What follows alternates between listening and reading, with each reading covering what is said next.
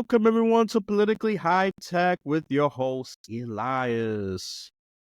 I have a guest here today, and I'm gonna say 3 times is the charm. And I know some of you, say, another story based on anti-Semitism. Let me tell you something. The fact that some of you cannot grasp this, I feel compelled to do another story, and I will do even a solo one if I have to. Even on Islamophobia, I have Muslim perspectives in this podcast, and I am seeking more as well. Because at the end of the day, I want unity. I want you to understand as many perspectives as possible. This is not going to be an extension of CNN, Fox News, or whatever other propaganda crap you love to drink, all right? Drink their Kool-Aid. No. If you're not an adult that wants to be exposed to different perspectives, then I don't need your listenership. I really do not. And I'm going to say this as brutally as I honestly can. You're dead to me. I need people who cares about unity of this country. I want people who could challenge even this podcast intellectually and with common sense and with great thinking that I didn't even think of, because I'm sure there's some blind spots to what I'm doing. There's a few guests that point out a few things that, I didn't think of it that way. That's why we have these conversations. We learn how to be better people. If you can't have that, then you're just a tribalistic monster. Yeah, I will call you out. And I don't mind doing that. Because I have this calm and nice side, I also have an aggressive side as well. But I'm going to leave it at that. I don't want this to be a long monologue about being open-minded. I cannot change your mind at the end of the day. You want to leave, go to your echo chamber, you do that. But this is for people who want to be exposed for different perspectives. Okay? This is going to be another anti-Semitism theme. Other lessons learned from the past, because we are losing our way. We are certainly losing our way. And you could come up with a counter argument, but I doubt it's going to be successful. You could argue. You can put it in the comment section. But don't be surprised if it's going to get scrutinized or even countered. Okay? Just don't be surprised. So, with that out of the way, let's introduce, and let me be a little nicer now, so they give you a stern warning, because I only want the strong, intellectually strong on unity. Those are the people I want. I don't want tribalistic people who are just going to say, all Jews are evil, all Islam are evil, all Christians are evil. Nah, then you're the problem. You need help. If you're open to talk, I could do that. But if you're not open to talk, then I'm just going to leave you alone. You're far gone. Let's introduce this guest here before the monologue gets too long, because I could ramble on if I don't catch myself. Let's welcome Roni Robbins, and she has a book, because we need to read more. Literacy is down the drain. Yes, it is. And this could be an antidote to fight against illiteracy. Some people don't even know basic history. Some people don't even know the Holocaust. Even a few people have said the Holocaust doesn't exist. Just the fact that's at 25% is already alarming. I don't want to wait that to be 50. That's enough to generate a civil war. We already have a fraction of people that don't believe in the Holocaust, which is insane. It's well documented. I don't know how much more proof you need. You think everything is doctored and AI generated? You're the problem. No, go get help, really. Any tragedies that you want to deny? You're the problem. Okay, calm down, Elias. I'm about to go on the tangent here.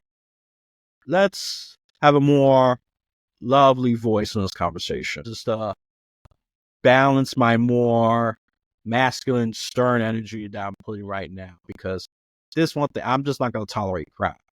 We did the tolerating crap. Things have gone worse, okay? It has nothing to do with tolerance of different people and all that. It's just ideas and stupidity has been flourishing. And this is why we need more stories like this, okay? So let's welcome Roni Robbins.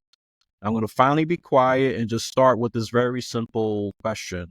What do you want the listeners and viewers to know about you? I'm an multi-award winning author and journalist, and I've been writing for different publications. Right now, the Atlanta Journal-Constitution and Medscape WebMD, where I was an editor. So I come with a very strong writing background. And about 20 years ago or so, my mom gave me cassette tapes, and I transcribed them.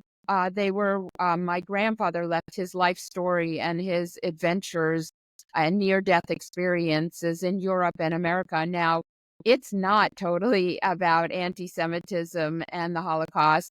It's broader than that because it's about Jewish immigrants. It's about Jewish culture. It's about families. It's really anyone's ethnic family story because despite anything you might, feel either way, many of us are descendants from immigrants. Now, not to comment about what's going on now, but America was founded on immigrants. So my grandfather was one of them about 100 years ago, because it was 1925 that he came here to find a better life for his family. And he contracted tuberculosis, so he battled that for much of his life. He was a clinical trial patient for streptomycin, which is still used today and paved the way for other medications, because TB is still the largest infectious killer in the world, despite what we think about COVID. And so there's a lot to the story. It's a romance. It's a committed relationship. And what you have to do when in sickness and health, I mean, those words we say them when we get married, but what do they really mean? They mean when somebody gets sick one of the members of the couple gets sick, you are there for them, because life doesn't always roll you the best life. You have struggles, you have obstacles to overcome.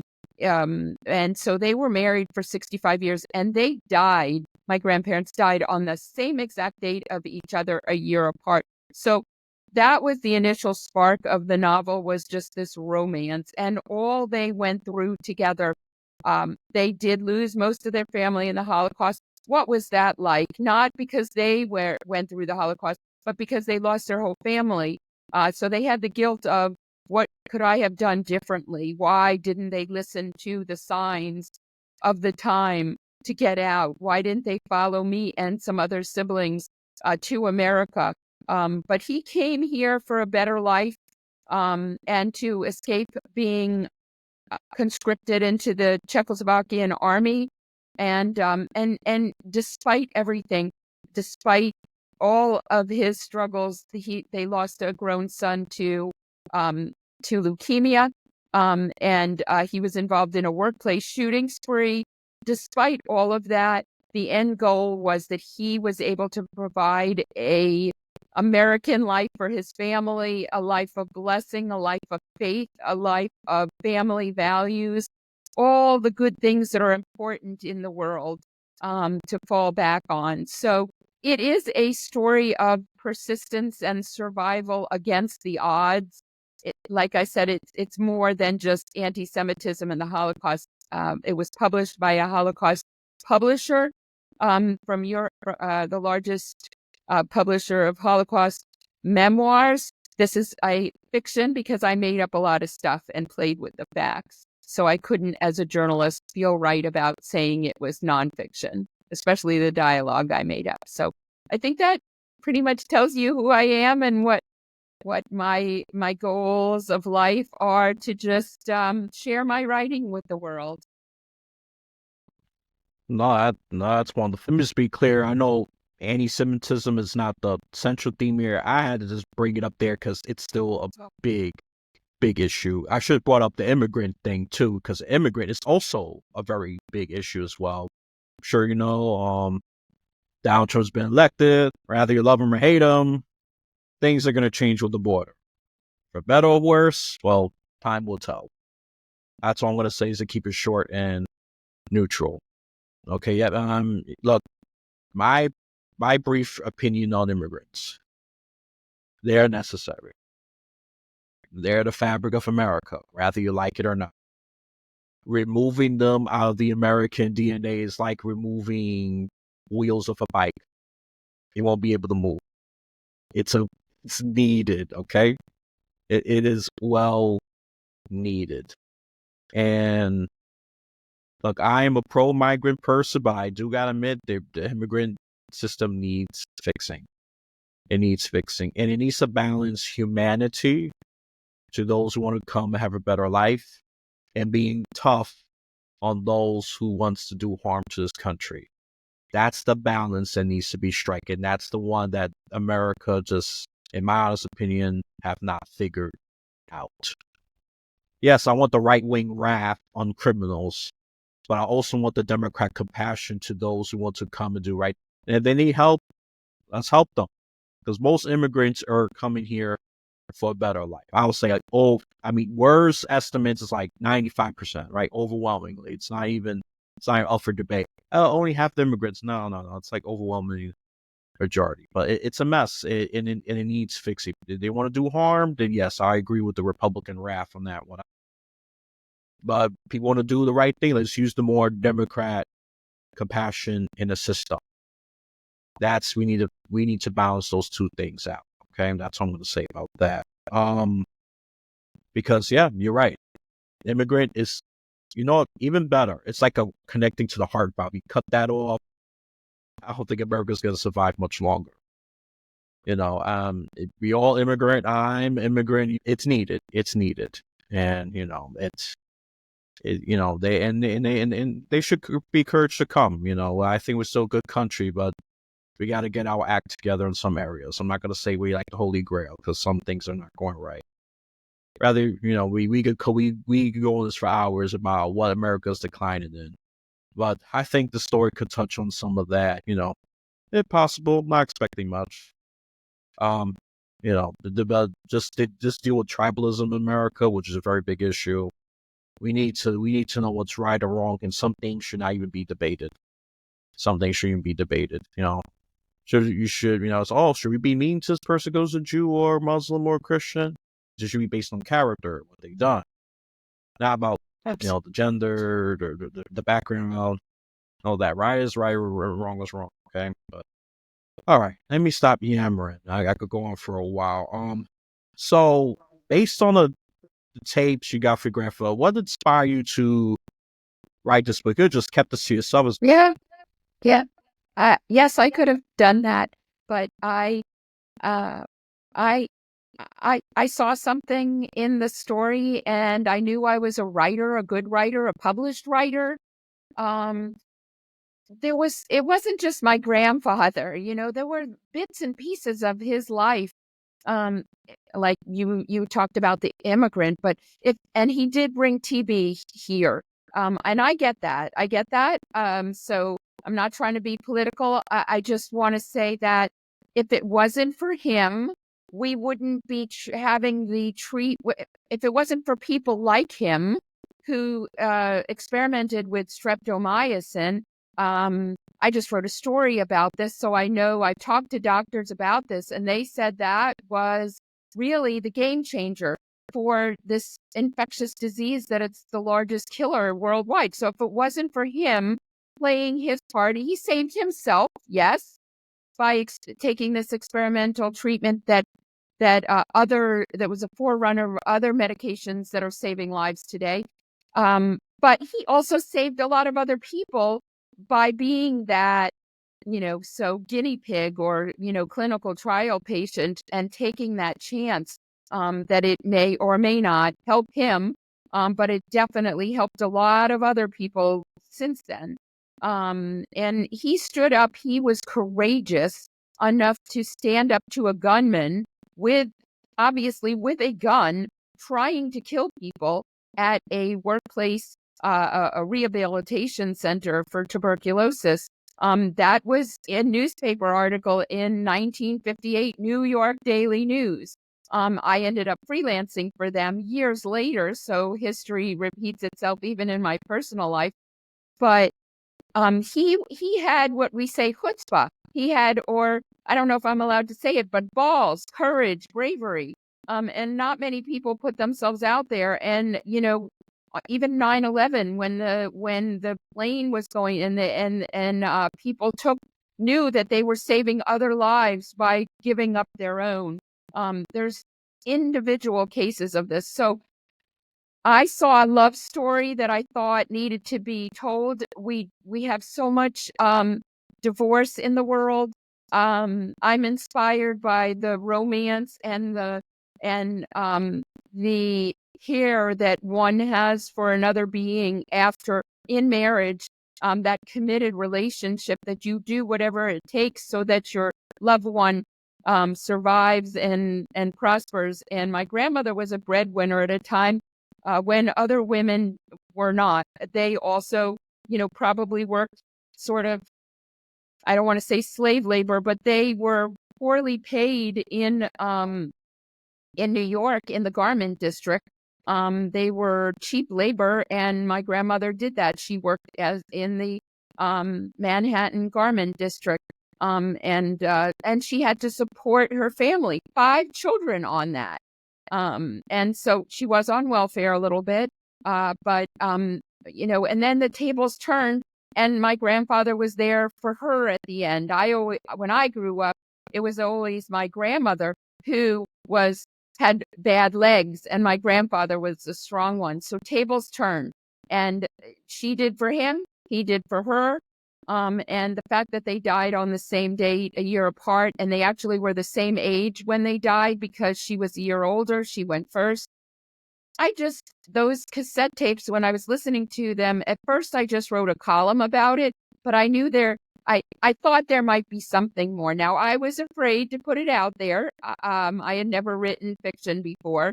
And putting yourself out there, for 200 and something pages. And I didn't want it to bomb. I wanted it to be accepted. So I pushed for a professional publisher. I figured as a journalist, I ought to get that.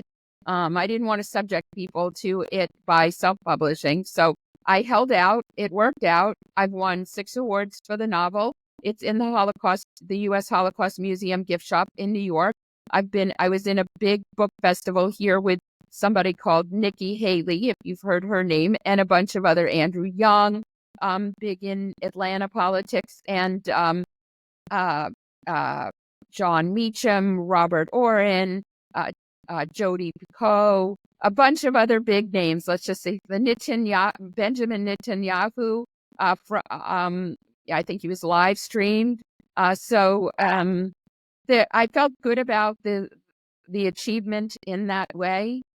So it was probably worth it, and you can't be afraid of putting yourself out there, I think. And there's a lot of lessons to be learned from the past that I wanted to share. The strength of family, surviving the odds. He was told he was terminal at 26. He lived till 86. So what was all that like? I think we have the capacity to endure a lot more than we think we do. And despite everything, he had a great outlook on life. He was just happy to have provided a good life for his family, to know that he was here. He survived. He had a beautiful family life. They were allowed to practice their religion. He wouldn't have been able to have that as easily, obviously, with what happened in Europe, had he stayed. So he was thankful. He understood the blessings of life, the simple blessings of life, and that some days are bad and some days are good. And you just hope you have more good days than bad days. But there's really nothing else you can do but keep surviving. So I wanted to share that. I thought there was a message, and from reader response, it did resonate. It does resonate with folks that read the book. So it does resonate with a lot of stories. Love, resilience. I think is a big word. I mean, I think that's putting it even mildly. 6 decades of enduring that disease, and just like you said, it unlocked the knowledge and how to deal with that. Because if you didn't counter the disease, how will we be able to cure it? I mean, I could bring in the Latino history about not ever encountering diseases. Look what happened to them. They were nearly wiped out. You're talking like cold or things like that. Some of that we could, have medications, all that, take care of that. But centuries ago, that was deadly. And a lot of people died from it because Europeans already got the exposure to it. The natives didn't. Some of them were wiped out, killed just based on diseases. So the reason why I'm saying this is because, yes, it's bad being exposed to disease, but silver lining is how you could discover cures and treatments against that. I mean, ideal world, I wish no disease exists, but they do. So, you know, they're not the only migrant group that brought diseases. A lot of them has to, and some bring it even to this day, but it's just not being talked about because they don't, they got a lack of access to medical care for where they're at. And we got overabundance. I mean, the only thing I got to criticize this country is we had so much abundance of the vaccine that we threw them out because they expired, which was wasteful. Yes, disease is bad. I'm not saying disease is good, but the silver lining is if you encounter it, how else you can create the treatment and the cure. And I'll give you a great example. If you don't have exposure to it, no knowledge of it, you're as good as dead. So, a little graphic, a little morbid, but you get the point. But let's focus some more on the happiness. Because look, he endured with such a deadly disease for 6 decades. So that's resilience. I even put that in my tag. I'll put resilience. That's another big theme there.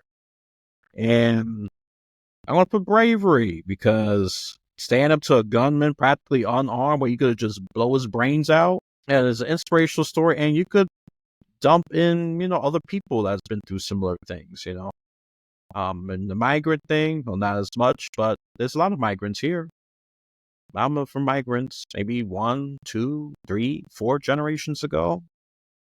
Migrant came to this country and altered the trajectory of the family tree significantly. Listeners, I'm just going to say one thing before I continue.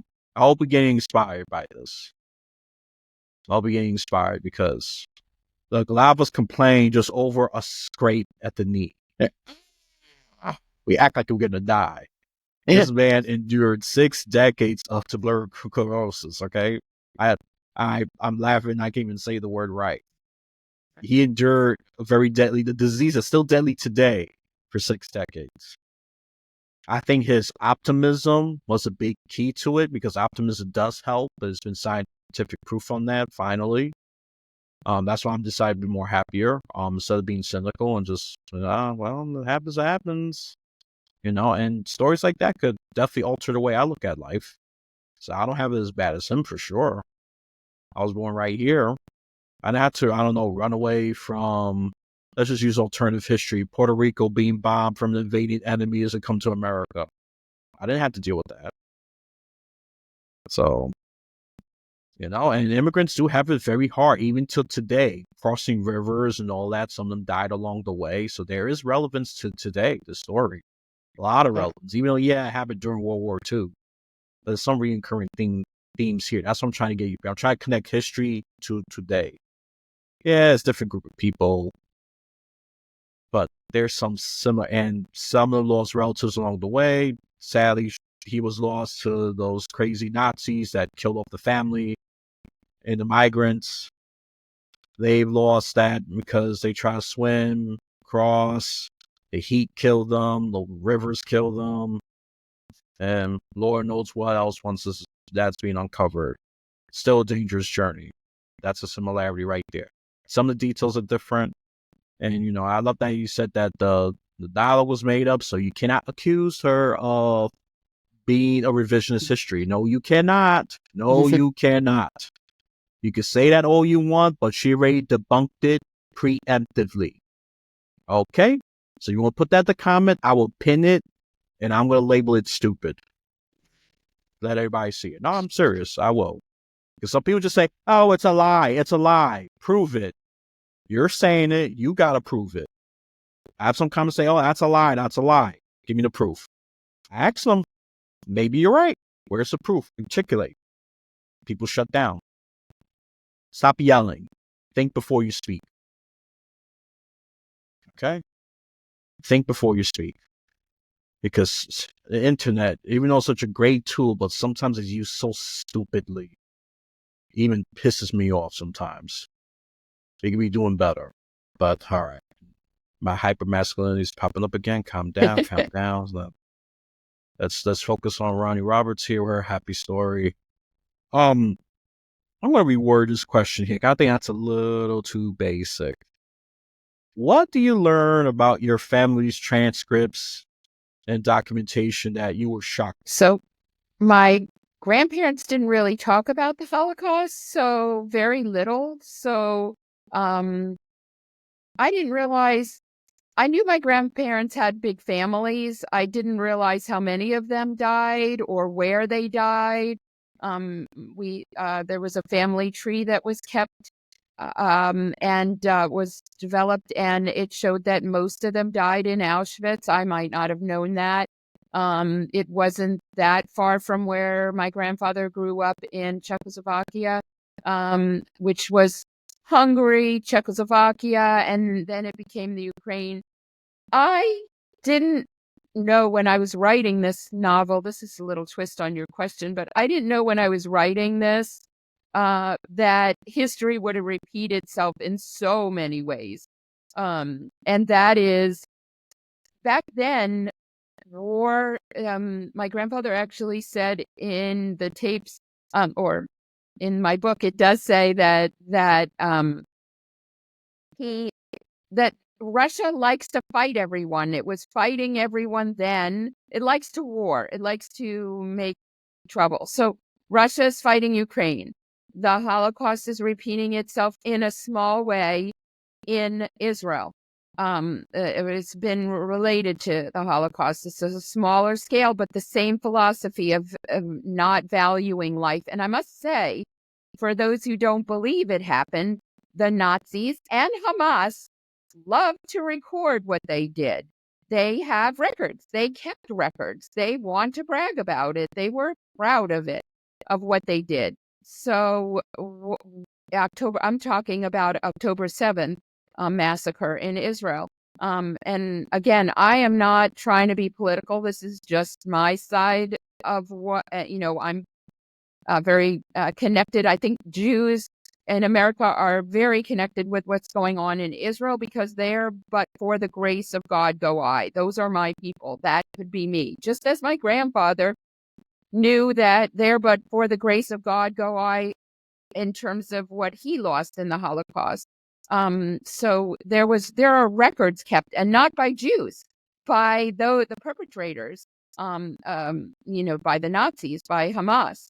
They recorded it now, and I don't know what they had back then, but they had lots of records. There are lots of records that they kept on all the experiments that they did at the time in Nazi Germany and other details. So, make your own decisions, I guess, but I'm sticking with the facts.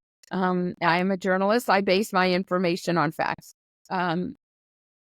Argue what you want about that too. But I feel like that was the biggest thing that I learned was how much history has repeated itself. I think we live in a bubble and don't think that what we're experiencing ever happened before. We've got COVID. They had TB. We have these wars that are raging yet again. We have anti-Semitism building. Rising anti-Semitism on college campuses and elsewhere. We have shootings. We have mass shootings. We have shootings in workplaces. We are still dealing with many of the issues that people back when were dealing with. So while we have a lot of while we benefit from the challenges that went before us, we are also dealing with our own challenges that are very similar to what was going on at the time. I would argue that they had it a lot rougher than we did. I mean, they had the Great Depression. My grandparents lived through the Great Depression. They weren't paid well. They were, poor. I am not poor. I am middle class. So I am benefiting from from all the obstacles that they had to go through so that I could have a better life. And I am having a better life maybe than they did in a lot of different ways. Thankfully, I'm also healthy, but it's the luck of the draw in life, what hand you are dealt, and how you deal with it, So, and your whole perspective on life. So that's the long answer to your question. I learned much more than just one individual piece of information. I learned almost everything that I didn't know about my grandfather beyond, like I said, I thought my grandmother was sick. When I knew her, she was always having trouble with her legs and complaining. And I knew that he had been sick, but I didn't know all the facts until I wouldn't have ever known that he was, I might have heard that he was a test case for streptomycin, but I didn't even know what that meant. I didn't even know what all that was about back then. Basically, they were just my grandparents, and they weren't as valued as I should have valued them, because they came with a lot of history and a lot of struggle, and they were interesting people.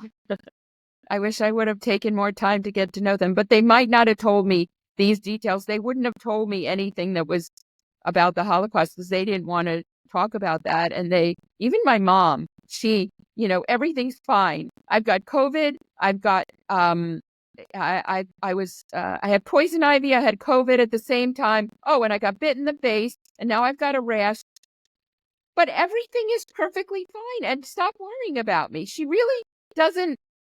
She just downplays it. She doesn't try to dwell on it. I say, Mom, that's a lot to go through. And she goes, what are you going to do? What are you going to do? That's what happened. I got to deal with it.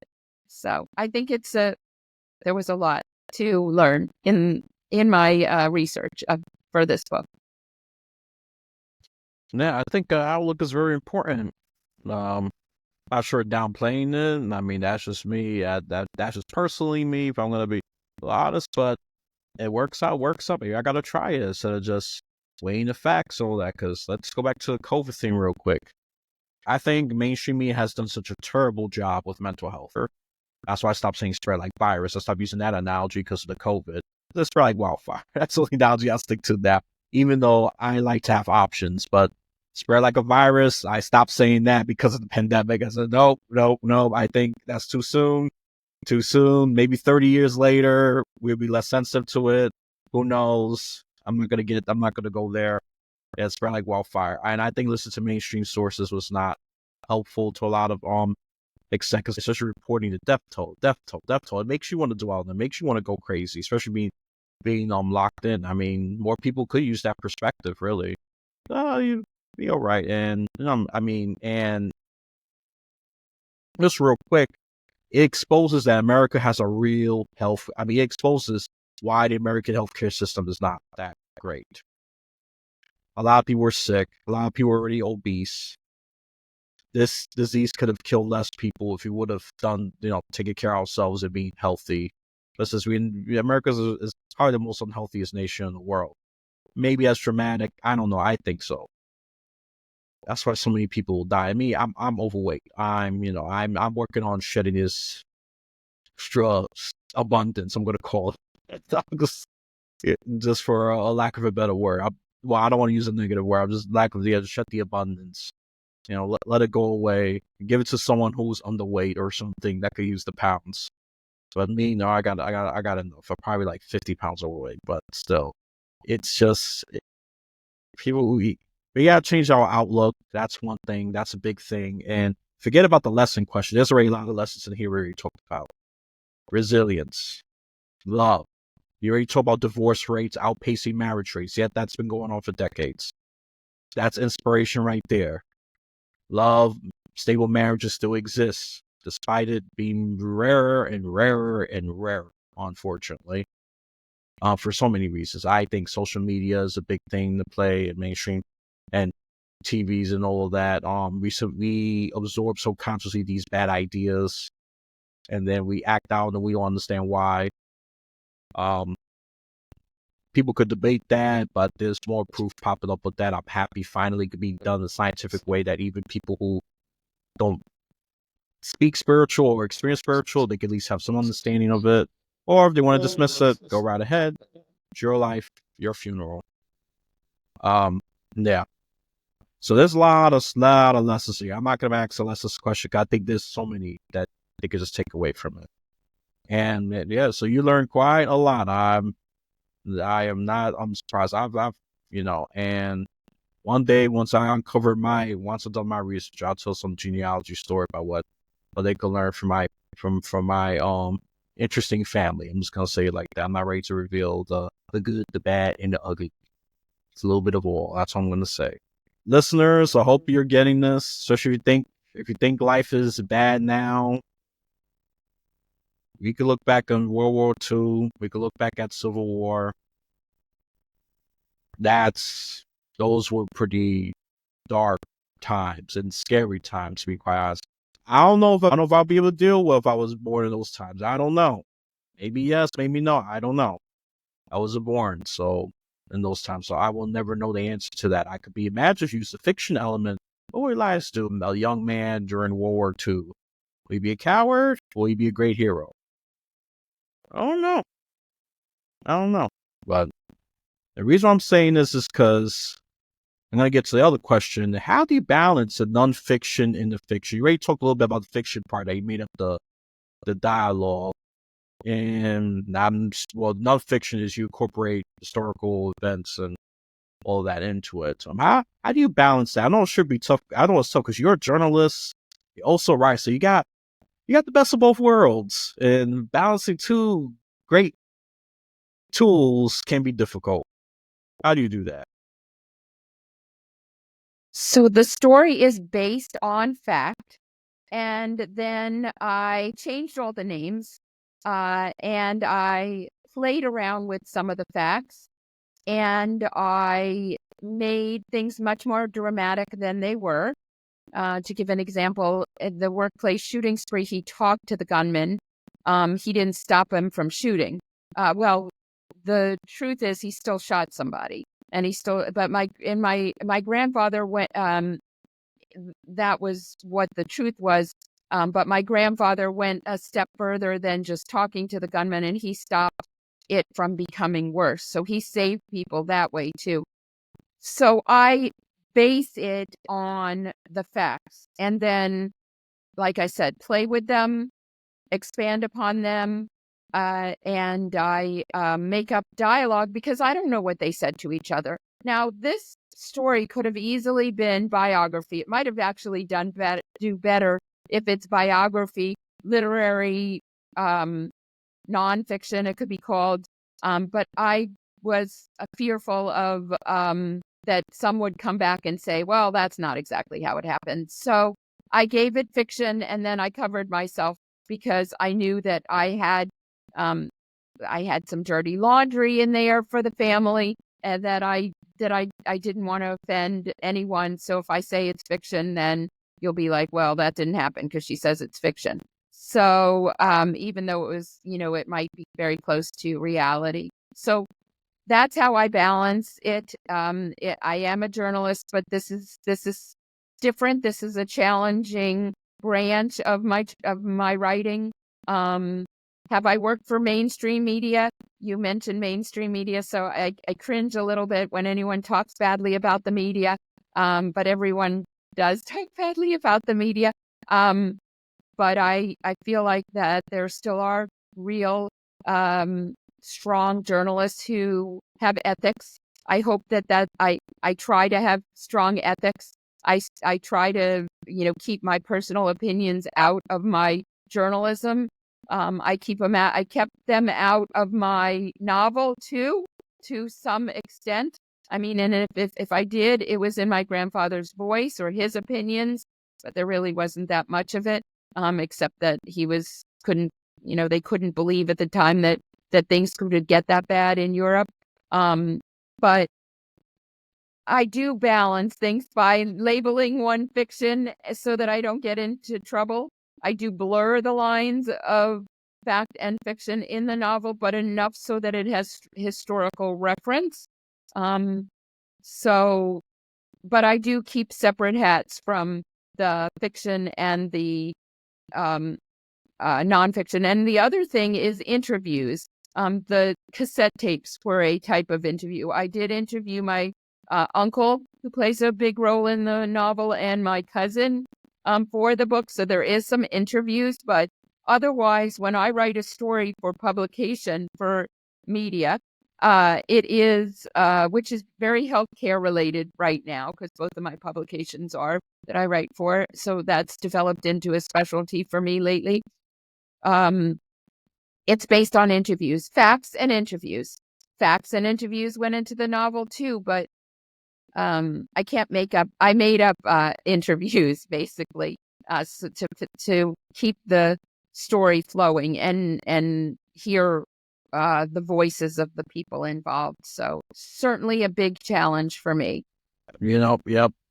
I'm sure it's a challenge because, I think probably your challenge is, correct me if I'm wrong here, because now I'm going out of a lens. This is balancing. You're a great writer. You probably had more, probably the challenge is like options, right? Probably options in the sense that, okay, I want to do balance. Like I could go the nonfiction route here. I go fiction route there. You probably have so many ideas. It's not because, oh, I'm stumped. I got a writer's block. I think personally it's the opposite. Is you have a strong writing background. Some authors have said I still get a writer's block where I can't come up with anything. Me, I'm not gonna guess that in your case. You got so much reference materials and all that. It's just what ideas you're gonna execute, I guess. Me, I don't know if I could relate to that. I probably wrote short stories at most. Personally, but I think I'm happy that you shared it. I mean, look, you have even big names even sharing, your story, or even being at the event. So that's incredible. That shows like the level of receptibility that we still have despite the rise of anti-Semitism in a global scale. So there's still hope. Thank God for that. There's still hope.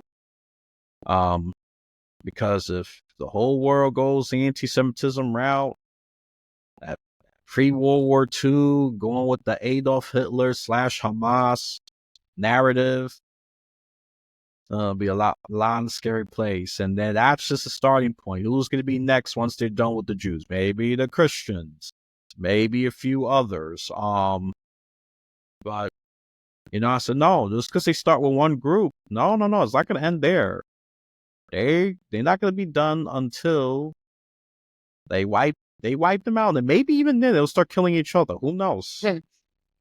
The bloodlust of a psychopath is probably insatiable.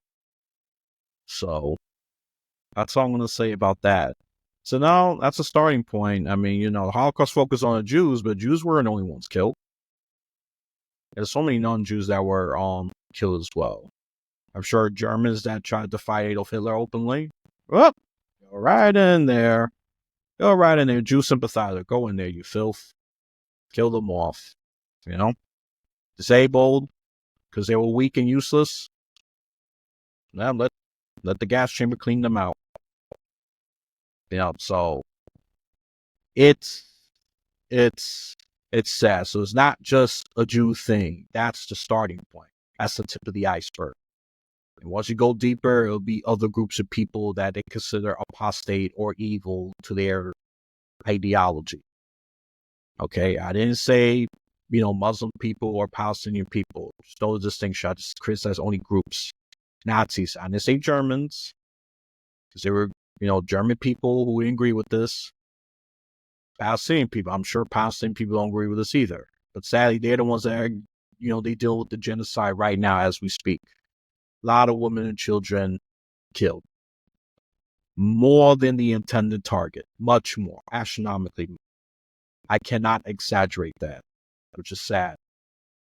And that, and I did ask one person who was very smart and he's a very smart man in general. One of my, I guess, so they D.W. Duke. He didn't really answer the question. So can the IDF go to a more precise strike, like what the U.S. did with Osama bin Laden? We just went to We sneak to his house instead of just bombing the tunnels, bombing everything. I said, no, Israel got a right to defend itself. I never criticized that. And I think more countries could practice that warfare too. In America, we are not blameless on this either. We've done reckless things as well, bombing, killing many innocent people. So we should not have the moral high ground. I think most countries can.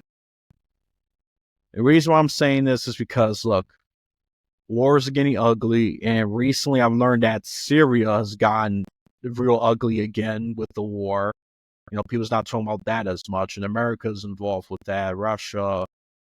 The war is getting hot, and you already said the Ukraine war. Let's see what Donald Trump's going to do with that, because it's going to go on a different trajectory. Is he going to capitulate to Putin, or will it compromise that, okay, Ukraine loses these territories, but they'll gain NATO membership? He's in a tough spot. Whether you like him or not, that's irrelevant. I don't care about that. I hate Trump. I love Trump. That doesn't matter.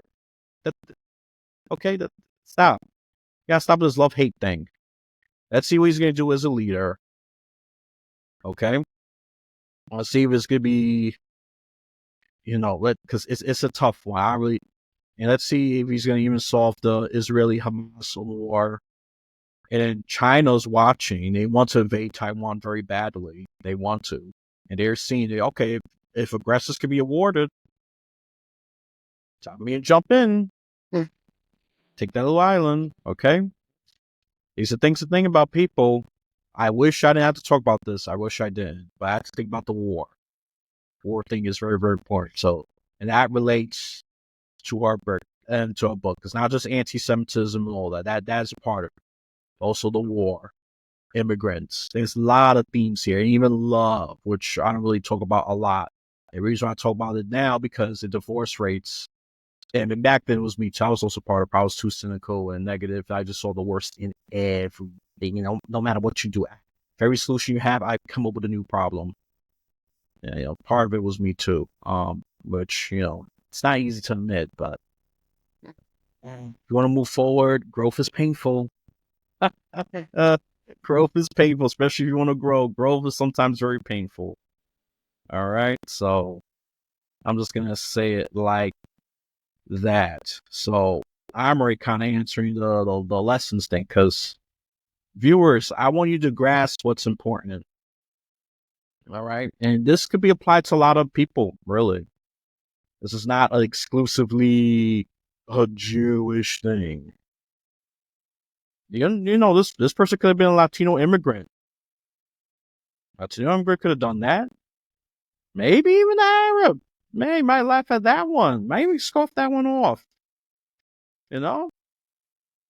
Or, it's going to be some cultural differences, geographical differences, but I'm talking about the big themes here. The big themes and we are losing track. America's lost track because we are not as decisive at fighting for freedom like we used to be.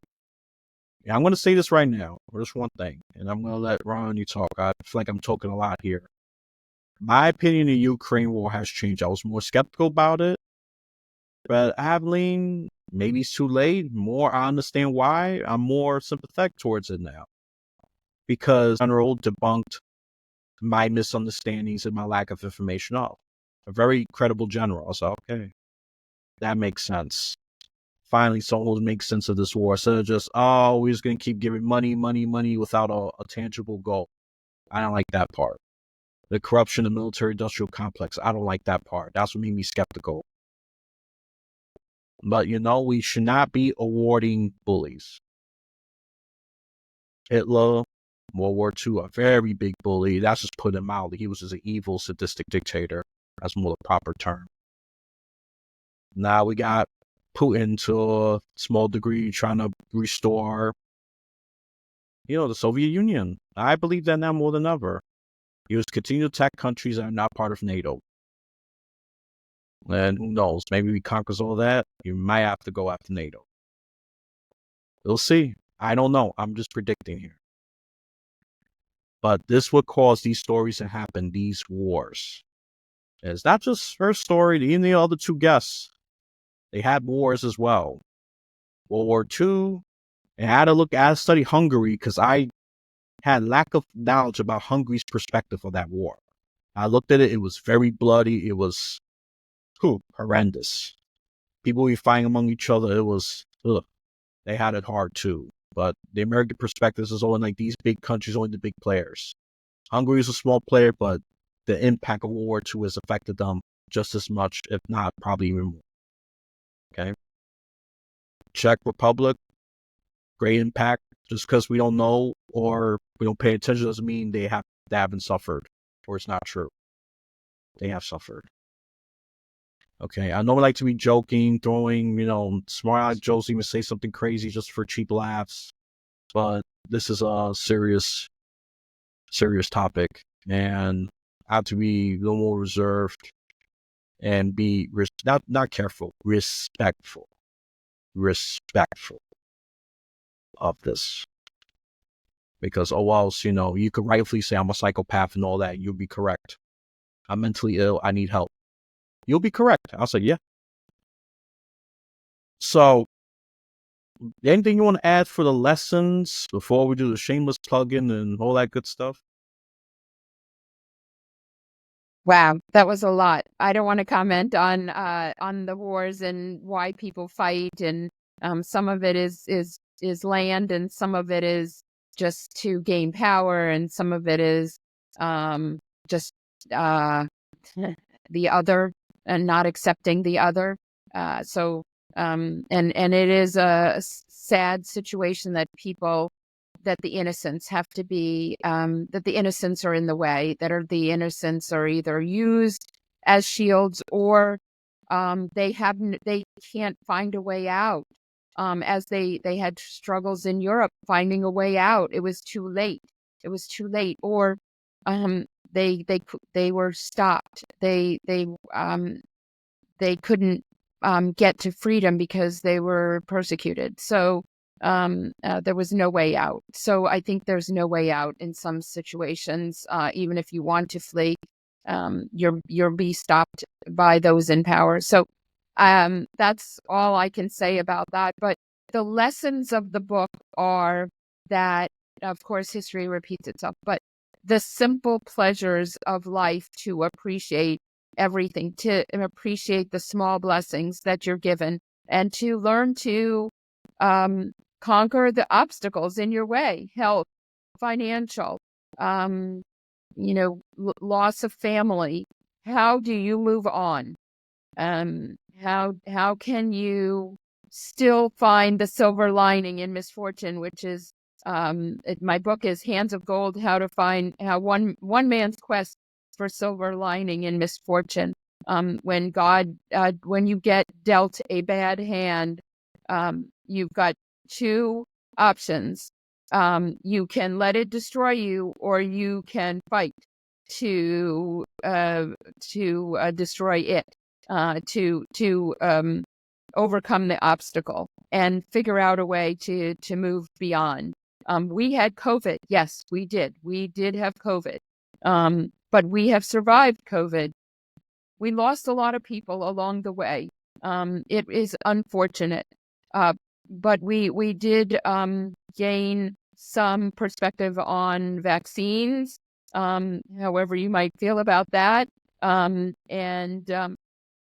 We learned a lot of lessons. I think at one point we didn't talk to people. We were afraid to even almost look at people. We spent time indoors with our families, and we learned to appreciate the simple pleasures of having a nice house, of having four walls over you, which other people don't have, good health, being able to survive this. If you had COVID, being able to get yourself through it, experience it, come out on the other side and appreciate your health a little bit more. So I think that despite everything, it really comes back to love, family, commitment, and like what your options are: to wither away or to survive. And I hope that people that read the book, readers of the book, walk away inspired, walk away with new perspectives on their own life, find a way to make it relevant to their own life, because there are a lot of characters in the book that people relate to, regardless of where they're from. And like you said, other people have been persecuted, Blacks.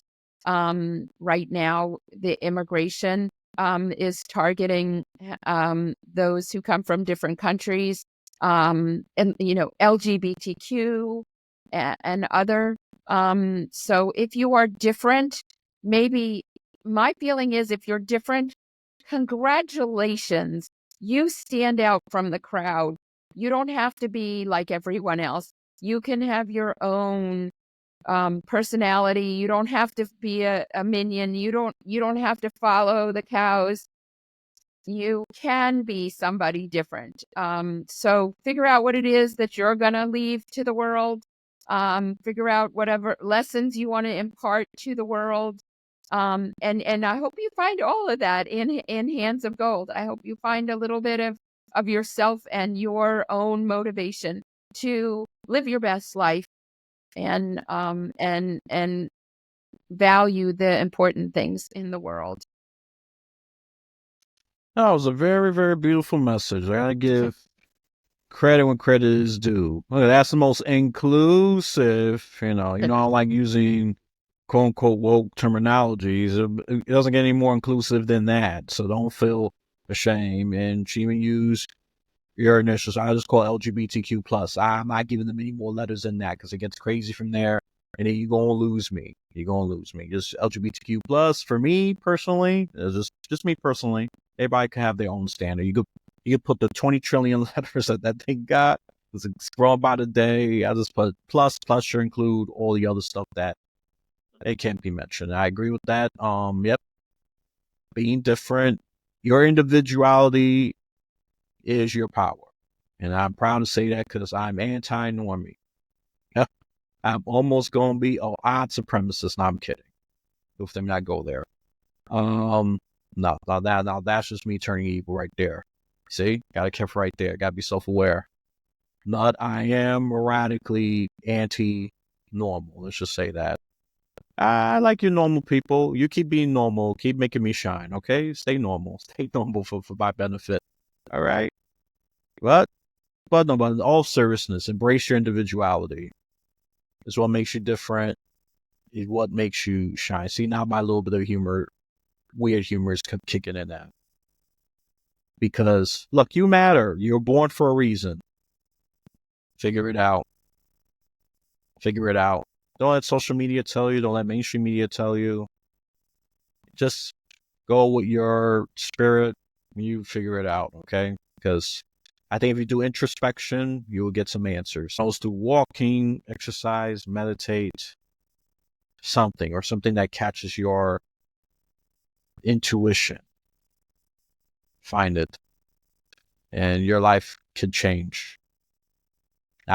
Can change. Catch myself right there.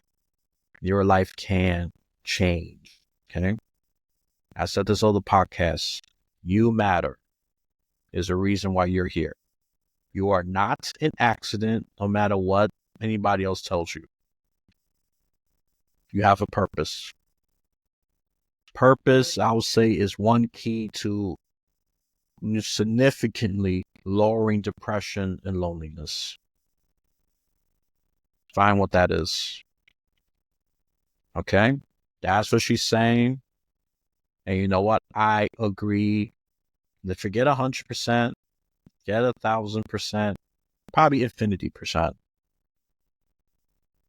Because I personally remember what life was like without purpose and all that. And it was not pretty. And I overcame depression.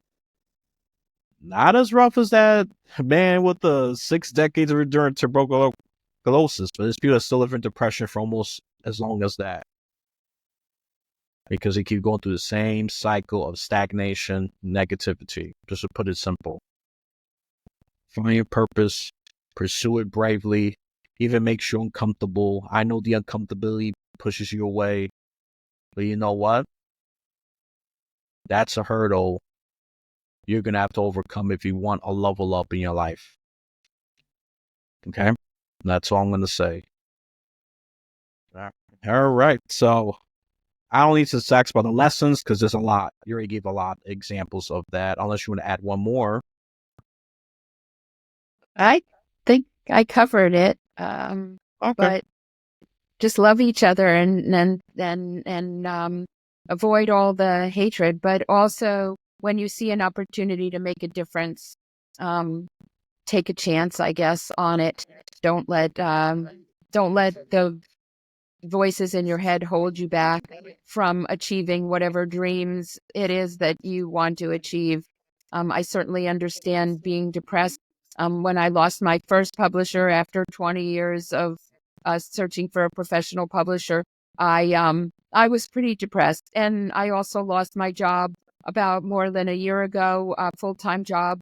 But I overcame it, and in terms of the book, I had worked with a publisher for 2 years after trying so hard to find one. And 6 months later, I got another publisher who took me to the finish line and has been very supportive and even more supportive than the first publisher. So you got to be patient in life to get what you want a little, but, just don't throw away your dream. Don't be too afraid to just put yourself out there and keep trying. Keep trying. And in terms of my job, 6 months later, no, probably less than that, but let's just say 4 or 6 months later, I'm writing again for publication, and I'm actually being asked to interview for the same publication again in a different form. So it wasn't me. I could be depressed about the sock in the stomach from feeling like it was me, or that what did I do wrong? How come I was cut versus somebody else? A lot of times it's just for financial, but I would say that I found my way back. I found what works for me. And right now I'm in so much demand that I'm having a hard time keeping up. So many people. I'm very proud of it. It's hard to see it exactly, but I was at a low and now I'm at a high, and you can find your way out of the tunnel that exists. I can't speak to everyone about everyone's situation, but I will tell you that it was very depressing. And I was very down on myself, and I still get very down on myself. But I need to remind myself that I am good at what I do and keep pushing towards the finish line, keep pushing towards my goals, figure out what my goals are, keep pushing towards them, and never give up on your dreams. Yeah, you hear that? This is coming from an award-winning journalist, accomplished person, big events, rejection. It's going to happen to all of us, no matter what level of success you are. The key is what I learned, and I learned this late because I used to be successful at everything my first shot. I think it was a bad thing for me. Once I started getting rejection, failure, I took it hard. I took it very personal. How you handle rejection is key. Rejection is not the end. It just means go in another direction. And in certain cases, like Roni, they'll ask you back. That was not guaranteed, disclaimer. But rejection just means just move to the next direction. It could be next chapter. It's not the end. It's not, you're a failure. It didn't work out. It wasn't meant to be. And that's why we have to stop having this mindset that, I want success to look like this certain way. You're setting yourself up for failure. Okay. That's all I'm going to say about that. I want to look like this, nice house and all that. No, it probably could be better than what you're imagining. Elvin, trust the process. It's something I'm currently learning, by the way. I'm not gonna pretend to have all the answers, to have my head high, like I know everything. No. I could do that, but I'll be lying. You just go to my previous episode, and that's why I want to be held to account. And I might be held to account, being called out. It's okay. But remember, rejection just means another direction. And you be accepted to somewhere that's even better. And, you got to learn how to expect the unexpected, because life will throw some curveballs. It will throw some curveballs. And prepare for it. Handling rejection is key. Try not to take it personally. I know it's easier said than done. Just go in another direction. All right? Just, you matter. You're going to get it because you got to go through obstacles and hurdles. It's like her grandfather. He went through a hell of a lot. And he had a very positive mindset. Me, I think I would have been a miserable, grumpy person by now. So I don't want to deal with this crap anymore. Leave me alone. Why do I got to suffer more? That would be an average person, really. Why me? Why me? No, he kept that. I can understand him being negative. I would say, I sympathize with him if he would have been a negative person. But no, he kept a bright outlook. He had a lot of reasons to be legitimately depressed. A lot. But the fact they choose to have a positive outlook just speaks volumes of his character and resilience. And we need more stories. Let's do that shameless plug. She's been advertising that lovely book right behind her. That Hands of Gold. Now I get what she means by that. There was a lot of gold quality lessons. It ain't just literal. Okay? Golden perspective, golden resilience. Okay? That's just to name a few. Despite the chaos, okay, that was happening in his time and the chaos that we are going through in our time. Look, I know just stop listening to social media because algorithm, if you think this is key to algorithm. You like negative chaos and drama, it's going to keep giving you negative chaos and drama. That's what algorithm does. So be mindful of your algorithm. You look more at positive educational things, it's going to give you more positive educational things. You have some influence over the algorithm. And algorithm's going to throw some curveballs from time to time. Be careful of that as well. This is for you hyper social media users especially. I'm kind of one of them. I use social media, so I know it from experience. I have more positive, productive things because I use the algorithm to my advantage. It's going by based on what you like and your search history, your like history. That's what it's going by. So if you change that, it's going to slowly change. Instead of just, I don't know, this is going to sound a little offensive. I have a bunch of men and women showing off their parts in a very suggestive manner. You start watching more positive things, you're going to get more positive things, and those kind of stuff is going to be withering away. Just give it time. It depends on the algorithm. Probably a couple of days, you're going to notice a change. Okay? And similar thing to whatever you watch on TV or smart TV at this case. Pay attention to what you watch. Does it make you paranoid because you watch too much horror films? Or you don't trust people because you watch too much drama? But that does impact us in the subconscious level. That's why we act the way we act, and we don't know why. And when it comes to smartphone, don't have it near you during the very early and the very end of the days. This is being fried, especially the dopamine receptors. Fried. Okay? And I was one of them. I know what I'm talking about here. Put that aside. I'm not saying not to have it. It's a good tool. Just during certain parts of the day, just put time away from it. It will change. You can feel free to interrupt me, Ron. Feel free to interrupt me. I want to give you your moments as you're giving me mine. That's I don't fine. want to interrupt. I interrupt too much. But I already said enough. For sure. I don't really feel like I don't say enough, but this time I definitely did. So just get that book. Hands of Gold. Just gonna put a link to it, our website, the social medias, that's standard practice here. All those links is going to be in the description. Okay, and let's see, the website is RoniRobbins.com. Simple. If you know her name, you type that, .com. Anything else you want to add before I wrap this up? Just the book is available on Amazon and everywhere you buy your books. I hope that you support me. It makes a great holiday gift, or gift for anyone on your shopping list now, or birthdays, and give some inspiration to people. And write me a review and reach out to me if you want to about what you think about the book or the podcast or anything else, I'm available all over social media, and also my email should probably be on my website. Everything that you can possibly want to know about the book, about me, about the background, and book club questions. I am available for Zooming and coming to your book club.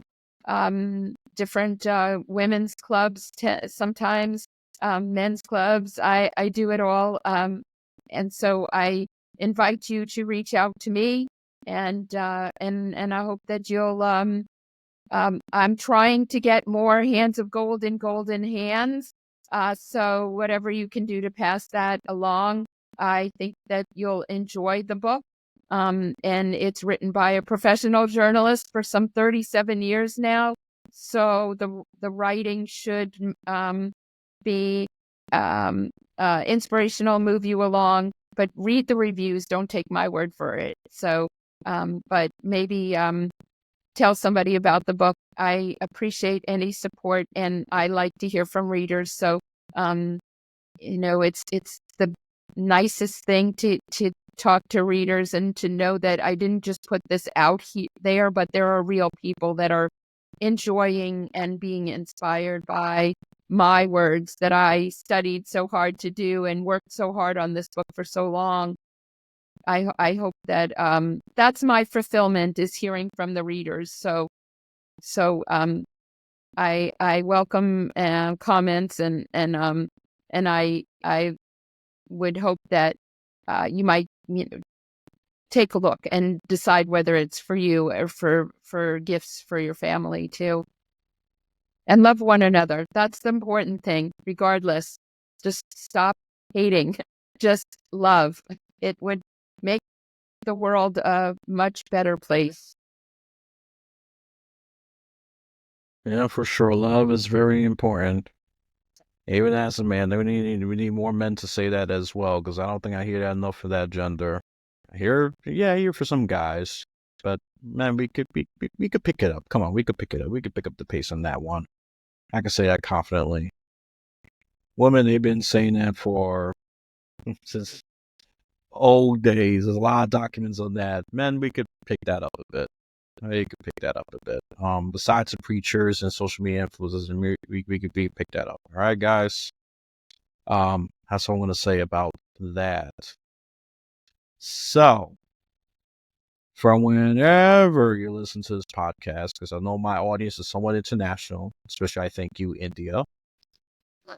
You have a blessed day, afternoon, or night.